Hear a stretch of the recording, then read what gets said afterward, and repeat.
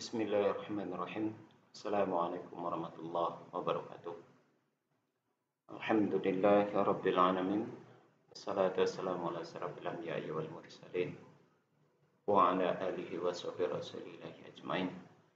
Rabbi shrah li sadri wa yassir li amri wahlul 'uqdatam min lisani yafqahu qawli. Alhamdulillah, puji syukur kita ucapkan kehadiran Allah Subhanahu wa taala. Allah yang Maha Pengasih lagi Maha Penyayang. Selanjutnya salawat dan salam kepada uswatun hasanah, contoh suri tauladan hidup buat seluruh manusia, yakni Muhammad sallallahu alaihi wasallam. Saudara sekalian, kita berbicara kembali atau bertemu kembali berkaitan dengan bincang-bincang tentang seputaran perbandingan agama. Untuk memperkuat dan mengokohkan akidah kita dengan cara menyoroti kembali dan sekaligus mengkritisi tentang apa-apa yang dituangkan di dalam Bible. Ya, saudara, pada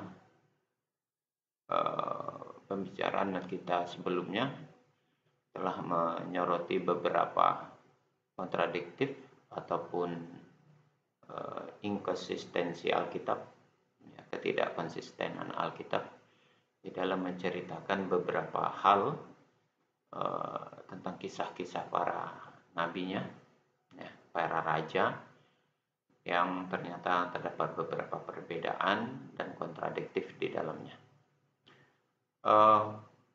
Yang pada akhirnya memberikan banyak penilaian dan banyak pertanyaan serta kritik setiap orang yang akan membacanya.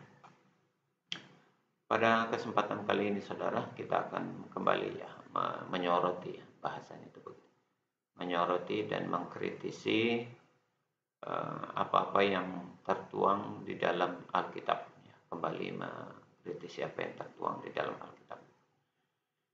Yang kali ini yang akan kita soroti adalah tentang silsilah daripada Yesus. Silsilah Yesus itu sendiri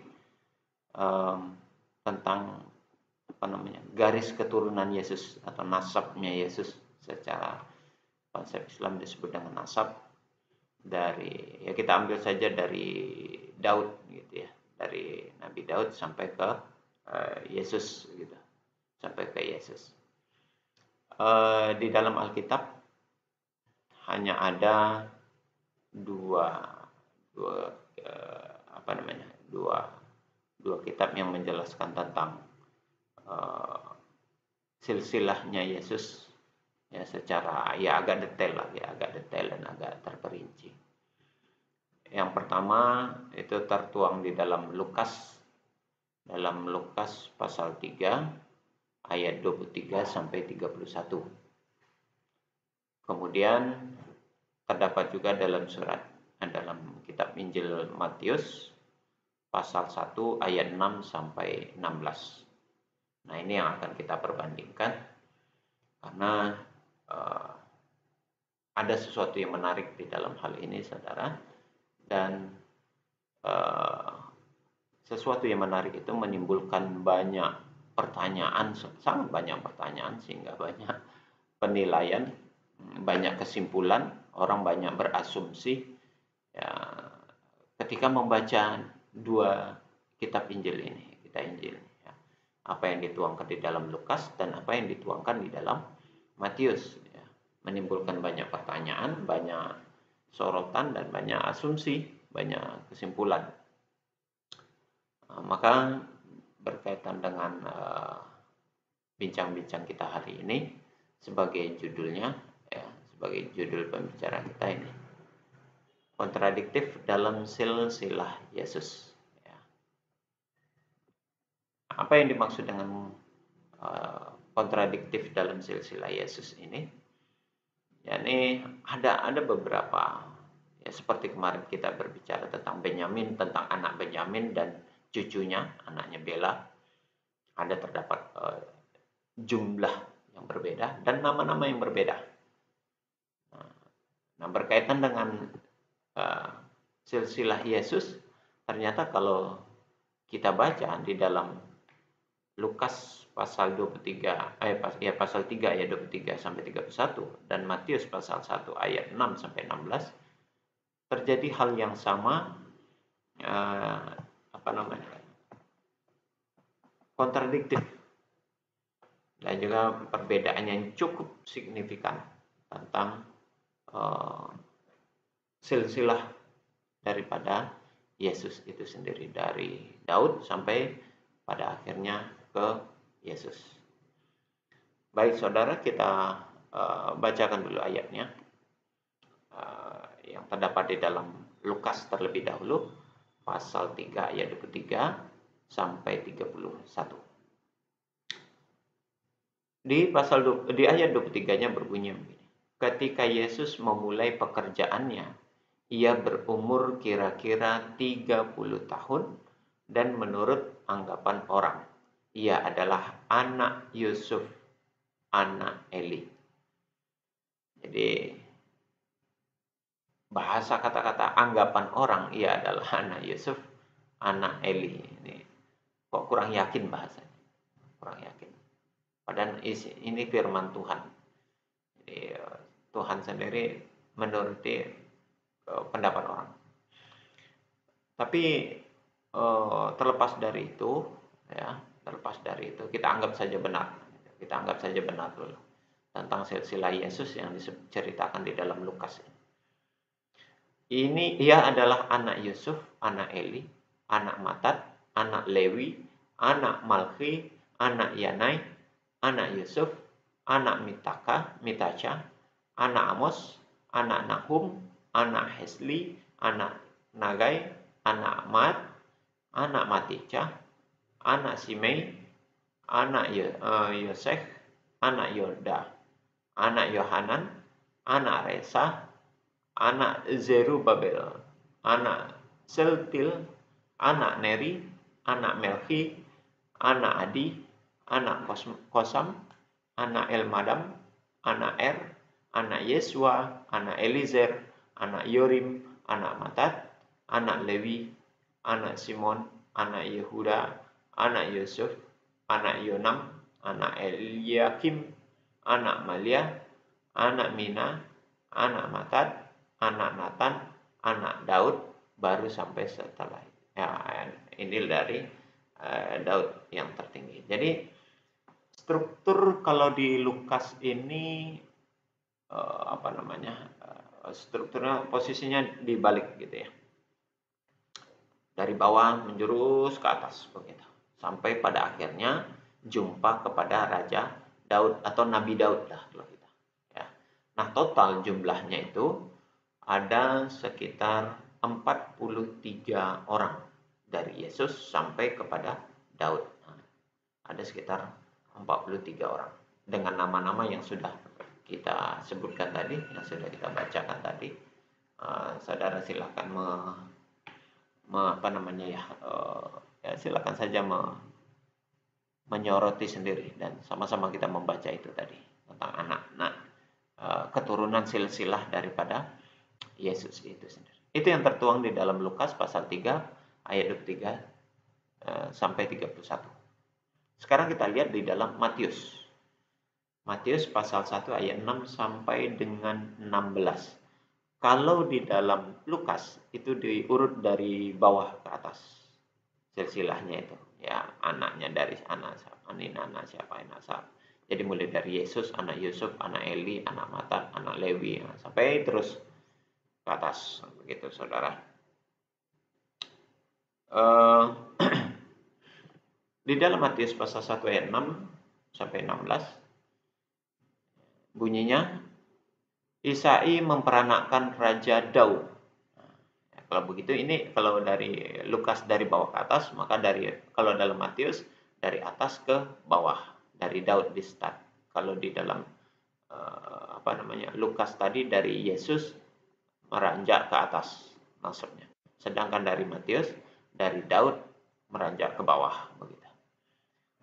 Raja Daud Daud memperanakkan Salomo dari istri Uria, Salomo memperanakkan Rahabim, Rahabim memperanakkan Abia, Abia memperanakkan Asa, Asa memperanakkan Yosafat, Yosafat memperanakkan Yoram, Yoram memperanakkan Uzia, Uzia memperanakkan Yotam, Yotam memperanakkan Ahaz, Ahaz memperanakkan Hizkia, Hizkia memperanakkan Manasye, Manasye memperanakkan Anum, Anum memperanakkan Yosia, Yosia memperanakkan Yehonya, dan saudara-saudaranya pada waktu pembuangan ke Babel.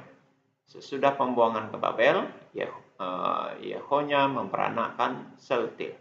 Seltil memperanakkan Zerubabel. Zerubabel memperanakkan Abihud. Abihud memperanakkan Eliakim. Eliakim memperanakkan Azor. Azor memperanakkan Zadok. Zadok memperanakkan Akhim. Akhim memperanakkan Eliud. Eliud memperanakkan Elizar. Elizar memperanakkan Matan. Matan memperanakkan Yakub. Yakub memperanakkan Yusuf, suami Maria yang pada akhirnya melahirkan Yesus, disebut dengan Kristus. Ini silsilah yang tertuang di dalam Matius pasal 1 ayat 6 sampai 16. Dengan jumlah total seluruhnya, saudara, dari Daud sampai ke Yesus itu ternyata hanya 28 orang.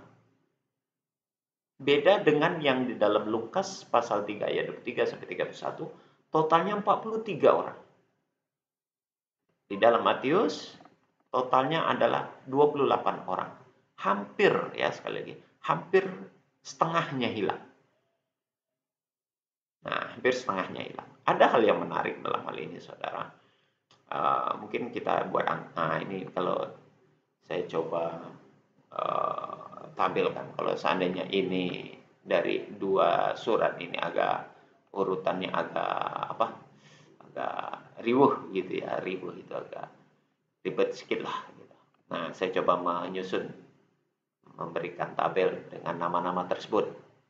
Nah, silakan diperbandingkan, saudara. Ini dari kedua ayat ada Lukas pasal 3 dari ayat pasal 3 ayat 23 sampai 31 dan Matius pasal 1 ayat 6 sampai 16. Dari Daud sampai ke Yesus di Lukas itu 43 orang. Sedangkan di Matius 28 orang. Hampir separuhnya atau setengahnya itu jumlahnya itu hilang. Ya. Matius jumlah 28 orang itu hampir setengahnya dari Lukas dalam menceritakan silsilah Yesus. Hal yang menarik lainnya, tidak saja dari sisi jumlah. Kalau kita amati nama-nama yang diterakan di dalam Lukas dan Matius, nyaris tidak ada yang sama nama-nama tersebut. Berbeda, sangat jauh berbeda nama-namanya yang tertuang di dalam Lukas dan tertuang di dalam Matius. Yang menimbulkan pertanyaan berikutnya adalah, mana silsilah keturunan Yesus itu sendiri yang benar? Yang tertuang di dalam Lukas pasal 3 ayat 23 sampai 31 kah? Atau yang tertuang di dalam Matius pasal 1 ayat 6 sampai 16? Dari sisi jumlah sangat jauh berbeda. Di Lukas ada 43 orang, di Matius hanya 28 orang. Fakta berikutnya, di Lukas 43 orang dengan Matius 28 orang itu. Nama-nama yang tertera tidak satu pun ada yang persis sama atau mirip begitu ya. Nama-nama yang disebutkan di situ selain Daud dan Yesus, Yusuf dan Yesus itu semuanya berbeda. Sangat berbeda. Jadi saudara bisa perkirakan sendiri, bisa perlihatkan, bisa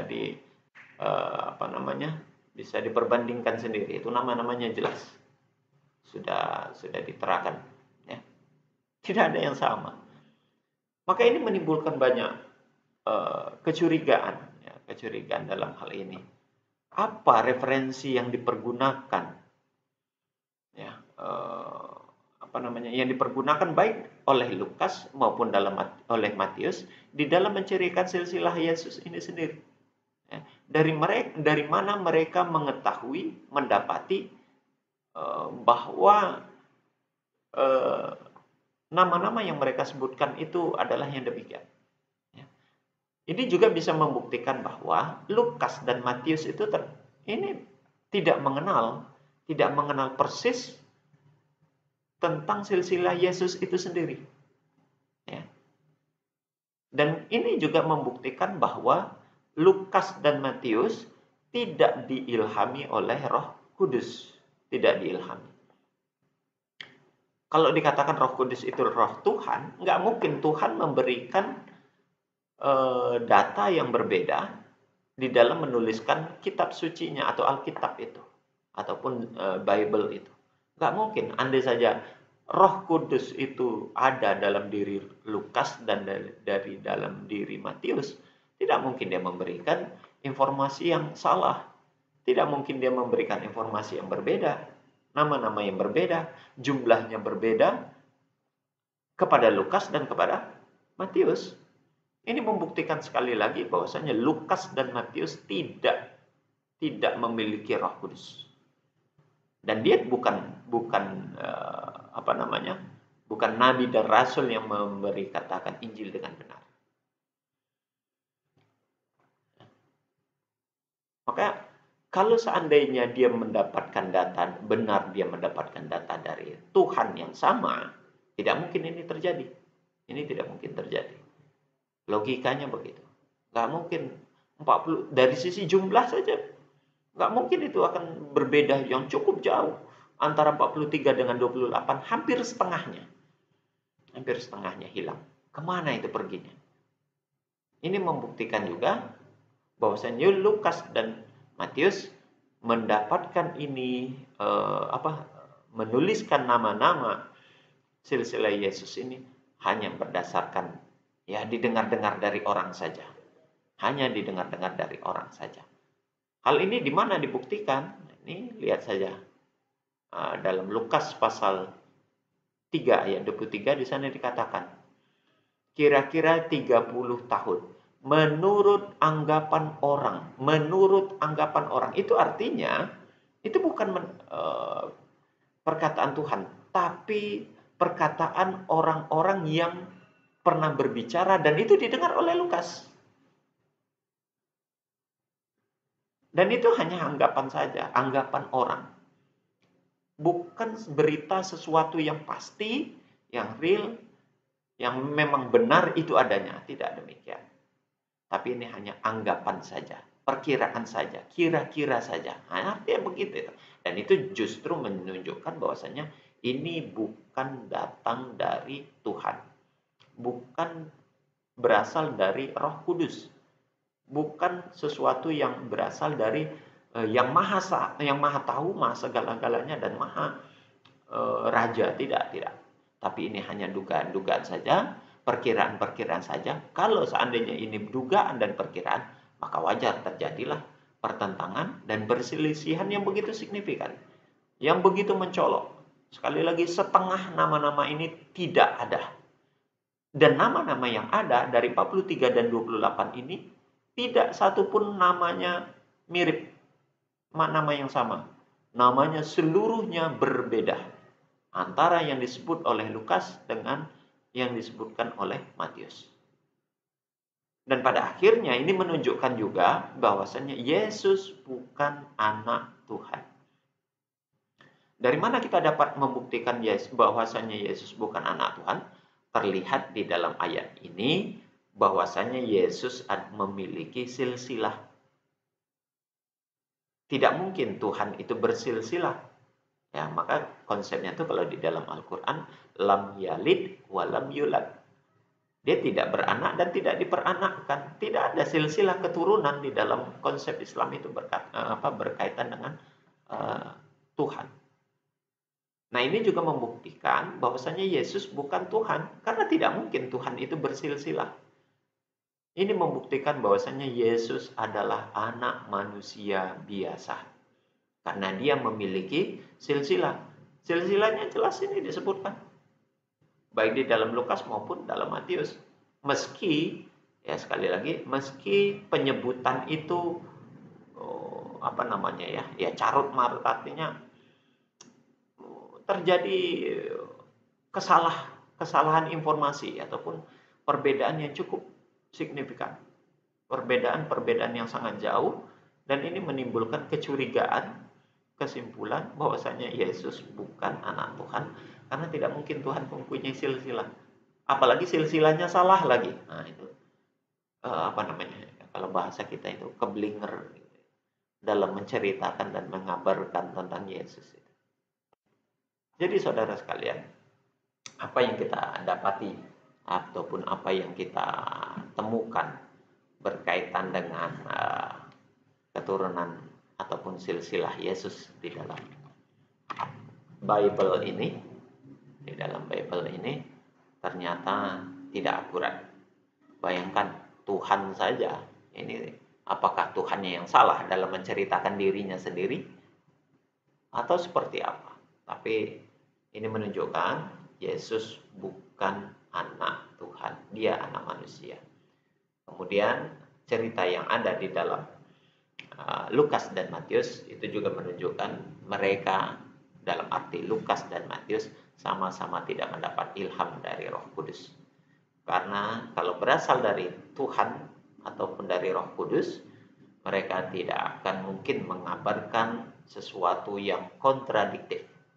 Berbeda, sangat jauh perbedaan itu, baik dari sisi jumlah maupun dalam penyebutan nama-nama silsilah Tuhan Yesusnya. Demikian saudara, semoga ini bermanfaat. Kita tutup dengan kafaratul majelis.